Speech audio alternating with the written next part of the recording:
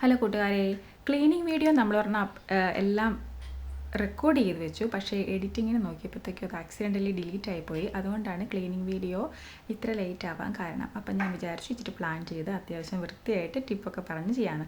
അപ്പം നമുക്ക് ഡീറ്റെയിൽ ആയിട്ട് വീഡിയോയിലോട്ട് കിടക്കാം. അപ്പം നമുക്ക് ഒട്ടും സമയമില്ല എന്നുണ്ടെങ്കിൽ പോലും ഞാൻ പറഞ്ഞില്ലേ, നമ്മൾ ഏറ്റവും ഹാർഡുള്ള ടാസ്കിന് വേണ്ടി എന്തെങ്കിലും ഒരു സംതിങ് ഒരു 1 മിനിറ്റ് അല്ലെ 2 സെക്കൻഡ് ടാസ്ക് എങ്കിലും ചെയ്ത് കഴിഞ്ഞിട്ട് പിന്നെ ബാക്കി പണിക്ക് പോയിട്ട് പിന്നീട് നമ്മൾ തിരിച്ച് ആ ടാസ്കിലോട്ട് വരുമ്പോഴത്തേക്കും നമുക്ക് ഇച്ചിരി കൂടി ഈസി ആയിട്ട് എടുക്കാം. അതിനൊരു എക്സാമ്പിൾ ഞാൻ പറഞ്ഞതാണ് നമ്മുടെ കിച്ചൺ സിങ്ക് അപ്പടി ഓയിലിയായി ഡയറക്റ്റായി എപ്പോഴും കിടക്കും. അതിന് ഞാൻ ഉപയോഗിക്കുന്ന എന്തെങ്കിലും ഒന്നുമില്ലെങ്കിൽ ഡെറ്റോൾ, അല്ലെങ്കിൽ നമുക്ക് ഗ്രീസ് കളയുന്ന എന്തെങ്കിലുമൊക്കെ ഇഷ്ടംപോലെ മാർക്കറ്റിലുണ്ട്.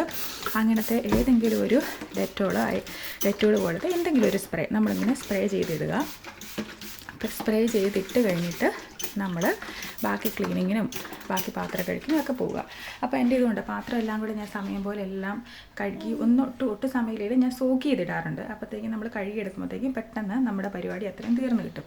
അപ്പം അത് ഞാൻ സോക്ക് ചെയ്തിട്ടിട്ടുണ്ട്. അടുത്ത സ്റ്റെപ്പായിട്ട് ഞാൻ ഹാർഡ് ടാസ്കിൻ്റെ ഓൾറെഡി സ്പ്രേ ചെയ്ത് പിന്നെ ഹാർഡ് ടാസ്കിൻ്റെ വേറൊരു കാര്യം കൂടെ പറയുകയാണ്. ഏറ്റവും ക്ലീനിങ് പാടാണ് എന്ന് നമുക്കറിയാവുന്ന കുറേ ഏരിയാസ് ഉണ്ട്. അതിൽ നമ്മൾ ഇച്ചിരി എക്സ്ട്രാ പ്രിക്കോഷൻസ് എടുക്കുക. അതിൽ ഞാൻ എടുത്തിരിക്കുന്ന ഒരു പ്രിക്കോഷനാണ് നിങ്ങൾക്ക് കാണാം, ഇവിടെ ഒരു പ്ലാസ്റ്റിക് ഷീറ്റ് ഞാൻ ഒട്ടിച്ച് വെച്ചിട്ടുണ്ട്. ഇത് എനിക്ക് ഷീനിന്നോ ചെമ്പൂന്നോ ഒക്കെ ചെറിയ വിലയ്ക്ക് കിട്ടിയതാണ്. അതിങ്ങനെ പീൽ ചെയ്ത് ഇതിങ്ങനെ ജസ്റ്റ് ചേർത്ത് വെച്ച് കഴിയുമ്പോൾ ഒട്ടിയിരിക്കും. അപ്പം സാധാരണ ഒരു തടിയെന്നോ മെറ്റീരിയലിനോ നമ്മൾ ഓയിൽ എടുത്ത് കളയുന്ന അത്രയും നമുക്ക് പാടുപെടേണ്ട. നമ്മൾ ഈ പ്ലാസ്റ്റിക്കിൻ്റെ മുകളിൽ പറ്റിയ ഓയിൽ കളയാൻ. പിന്നെ വേറൊരു ടാസ്ക് ഞാൻ ചെയ്തിരിക്കുന്നത് ഇത് ചിമ്മിനിയാണ്. ഇത് നമ്മുടെ ചിമ്മിനിയിലും ഞാൻ അതുപോലെ തന്നെ ചിമ്മിനിയാണ് എനിക്ക് ക്ലീൻ ചെയ്യാൻ ഏറ്റവും ഹാർഡായിട്ടുള്ളൊരു ടാസ്ക്കായിട്ട് തോന്നിയതാണ് ചിമ്മിനി. കാരണം അതിൻ്റെ അകത്ത് ഓയിൽ പോകാൻ ഭയങ്കര പാടാണ്. അപ്പോൾ അതിന് ഞാൻ ഇച്ചിരി പ്രിക്കോഷൻ എടുത്തിരിക്കുന്നത് ഇത് കണ്ടോ, നിങ്ങൾക്ക് കാണാം, ഒരു ലെയർ നമ്മൾ ഒട്ടിച്ച് വെച്ചിരിക്കുകയാണ്. ആ ലെയർ ഡിസ്പോസിബിളാണ്. അപ്പോൾ അത്യാവശ്യം നല്ല ഓയിലി സ്റ്റെയിൻഡ് ആയി കഴിയുമ്പോൾ നമ്മൾ ആ സാധനം റിമൂവ് ചെയ്യുന്നു. കെയർഫുള്ളി നമുക്കിതിങ്ങനെ പുള്ളി ചെയ്താൽ സാധനം റിമൂവ് ചെയ്ത് കിട്ടും. കണ്ടോ, റിമൂവ് ചെയ്തിട്ട് അപ്പോൾ അതിൻ്റെ ഫസ്റ്റ് ലെയർ മൊത്തം നിങ്ങൾക്കറിയാം, നോക്കി എത്ര ഡേർട്ടിയാണ്.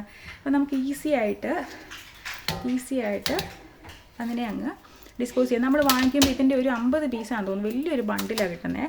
അതുകൊണ്ട് നമുക്ക് അതത്ര ഒരു ബിഗ് ടാസ്ക് അല്ല. ഞാൻ റെൻറ്റിന് താമസിച്ചിരുന്ന വീട്ടിലൊക്കെ എൻ്റെ ഏറ്റവും ടൈം കളയുന്ന ഒരു പണിയായിരുന്നു ഈ ചിമ്മിനി ക്ലീൻ ചെയ്യുന്നത്. എന്നിട്ട് ഇപ്പം ഞാൻ ഇച്ചിരി ലേറ്റായി അതെടുത്ത് കളയാൻ വേണ്ടി. അതുകൊണ്ട് തന്നെ നിങ്ങൾക്ക് കാണാൻ പറ്റും അത് ഇത്തിരി സ്റ്റെയിൻ കയറിയിട്ടുണ്ട്. അപ്പോൾ നോക്കിക്കേ എത്ര ഓയിലിയാണ്, എത്ര ഇതാണ്.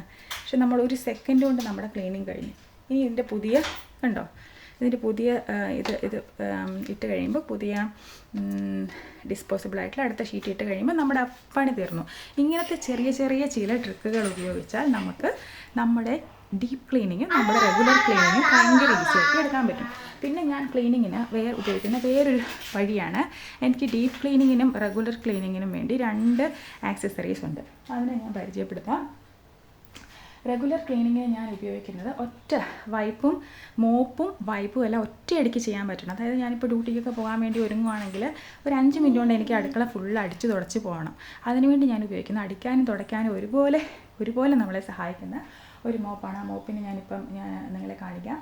പിന്നെ ഇൻ കേസ് അത് നമുക്ക് എല്ലാ ദിവസവും ഡ്യൂട്ടി ഇല്ല, അപ്പം നമുക്ക് ഡ്യൂട്ടി ഇല്ലാത്ത ദിവസം ഇച്ചിരി കൂടെ ഡീപ്പായിട്ട് ഉള്ളിലുള്ള ചെളിയെല്ലാം കൂടെ സ്റ്റെയിനിട്ട് വാഷ് ചെയ്ത് കളയാവുന്ന വേറൊരു മോപ്പ്. അത് നമുക്ക് വെള്ളത്തിൽ മുക്കി സോല്യൂബിളാക്കി ചെയ്യാവുന്ന 2 തരം ക്ലീനിങ് മോപ്പാണ് ഞാൻ വെച്ചിരിക്കുന്നത്. അതുകൊണ്ട് തന്നെ എൻ്റെ കിച്ചണും വീടും വൃത്തിയാക്കുന്നത് എനിക്ക് അത്ര ബേർഡൻ ആവില്ല. ഇൻ കേസ് റെഗുലർ ക്ലീനിങ്ങിന് ഉപയോഗിക്കുന്ന സാധനം പിള്ളേർക്കാണെങ്കിലും ഹസ്ബൻഡിനാണെങ്കിലും ഏറ്റവും എൻ്റെ ഇളയ കുഞ്ഞിനാണെങ്കിലും അവൾക്കാണെങ്കിലും ഹാൻഡിൽ ചെയ്യാൻ പറ്റുന്നതേ ഉള്ളത്. ഞാൻ അവളെ ട്രെയിൻ ചെയ്യിപ്പിച്ചിട്ടുണ്ട്. പിന്നെ പിള്ളേർ വെറുതെ ഇരിക്കുന്ന സമയങ്ങളിലൊക്കെ ഞാൻ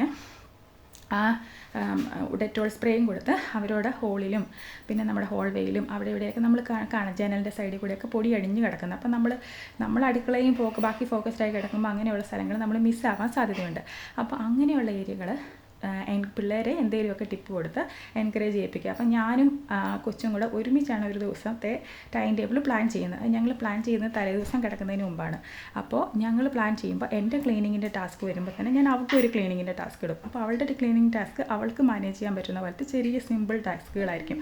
അപ്പം അതാണ് ഇൻക്ലൂഡ് ചെയ്യിക്കുന്നത്. അപ്പോൾ ഓട്ടോമാറ്റിക്കലി നമ്മുടെ വീടെല്ലാം ക്ലീനായി വരുന്നു. പിന്നെ നമ്മൾ ക്ലീനിങ് സാധനങ്ങൾ ഈസി ആക്സസിബിൾ ആക്കി നമ്മൾ വെക്കും. അതെങ്ങനെയാണെന്ന് കാണിച്ചു തരാം.